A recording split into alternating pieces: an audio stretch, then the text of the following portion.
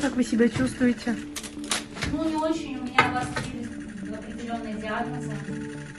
Мне не очень хорошо физически. Бытовые условия очень плохие. Мне нет возможности следить за своим здоровьем. Вам оказывают медицинскую помощь? Что? Вам оказывают медицинскую помощь? Минимально. Это камера 5 квадратных метров на двоих. Нет горячей воды. Вместо унитаза дырка в полу. Нет даже полметра свободного пола, чтобы пройти. Фактически это 2 кровати и полка на стене. Нет стола. Обшарпанные стены. Ремонта, наверное, не было полвека.